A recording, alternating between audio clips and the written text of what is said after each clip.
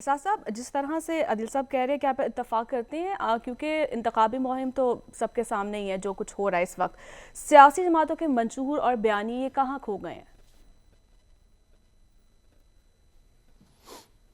देखिए, मंशूर और बयानिया कोई लिखा हुआ तो नहीं होता। ये थोड़ी है कि जो चीज़ लिखी हुई मैं आपको कह दूं कि मेरा मंशूर ये है कि मैं कभी आज के बाद ज़िंदगी में झूठ नहीं बोलूँगा और हर काम दुरुस्त करूँगा और कभी कोई गलती नहीं करूँगा। अगर ये मेरा मंशूर हो तो लिखने से क्या फ़र्क पड़ता है? असल में मैं ज़िंदगी में क्या करता हूँ उससे लोग इस बात का अंदाज़ा लगाएंगे कि क्या मैंने सच बोला या झूठ बोला या कोई अच्छी बात की या बुरी बात की। मंशूर तो वो होता है जो इंसान का अमल होता है, कोई लिखा हुआ मंशूर थोड़ी होता है। अगर इस वक्त नवाज शरीफ साहब और जरदारी साहब और सारी पीडीएम की जमातें इधर पीटीआई से भी मिल लें और सब लोग मिल के एक मंशूर लिखें कि हम सबको मुफ्त पानी, बिजली, ईंधन, रोटी, कपड़ा, मकान देंगे, तो उससे क्या फ़र्क पड़ेगा अगर आने के बाद फिर से इसहाक डार साहब को वज़ीर ख़जाना लगा देंगे और शर्जील मेमन साहब के हाथ सिंध कर देंगे। मंशूर कोई लिखे हुए डॉक्यूमेंट्स थोड़ी होते हैं। मंशूर तो इंसान का, पार्टी का, कौम का अमल उसका मंशूर होता है कि वो किस तरफ चले। तो मेरा ख्याल है कि हमें पाकिस्तान मुस्लिम लीग नून का भी, पीपल्स पार्टी का भी, मौलाना फजल रहमान साहब का भी, MQM का भी, PTI का भी मंशूर तो उन सब के अपने अपने अमल से हमें तकरीबन पता है। लेकिन सवाल यहाँ से मैं बसद एहतराम गुजारिश करूँ थोड़ा सा आगे का है। ये बातें कि कौन से इलेक्टेबल किसको जा मिले और कौन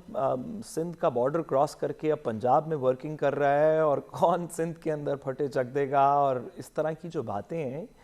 ये एक ऐसे वक्त से ताल्लुक़ रखती हैं जो वक्त अब बहुत अरसे का बदल चुका है। अगर तो इस कमिंग इलेक्शन के अंदर पाकिस्तान के अंदर बहुत सी चीज़ों के फ़ैसले होंगे। कुछ फ़ैसले तो हम कर चुके हैं कि नवाज शरीफ ही हमारे दिलों के वज़ीर आज़म हैं, लेकिन दीगर चंद इधर उधर की कंस्टिट्यूंसीज़ के फ़ैसले होंगे। लेकिन एक बुनियादी बात इफ़ेक्टिवली डिसाइड की जाएगी जो कि हम सब जिसको जानते हैं, इस मुल्क में रहने की वजह से हमें इस बात का एहसास है,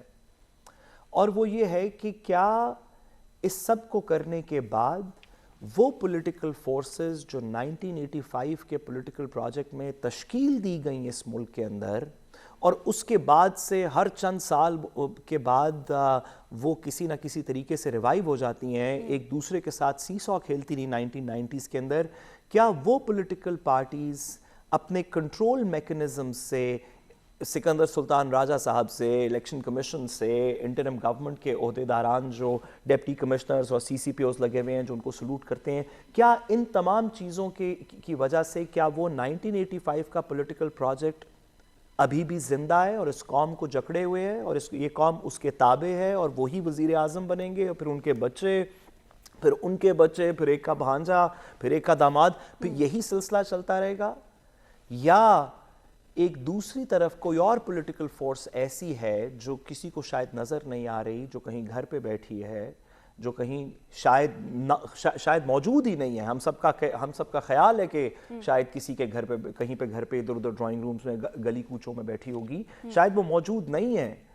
जो कि अगर निकल आई तो इस 1985 के पॉलिटिकल प्रोजेक्ट का सफाया हो जाएगा। वो इंडिपेंडेंट कैंडिडेट के लिए वोट करें, वो वोट अनकास्ट कर दें, वो किसी पॉलिटिकल पार्टी के साथ जाएं, कि वो इस जो 40 साल से पाकिस्तान में एक पॉलिटिकल स्टेटस को है, क्या इसके हक में, या ये अपने इस पॉलिटिकल प्रोजेक्ट को कंट्रोल कर सकेगा, या वाकई आवाम निकल आएगी? ये बुनियादी सवाल है। और मैं आपको बताऊं कि अगर आवाम निकल आई तो वो सिर्फ और सिर्फ दिलों के वज़ीर आज़म नवाज शरीफ साहब के लिए वोट करेंगे। ये बात हम जानते हैं। जी ठीक है साहब, बिल्कुल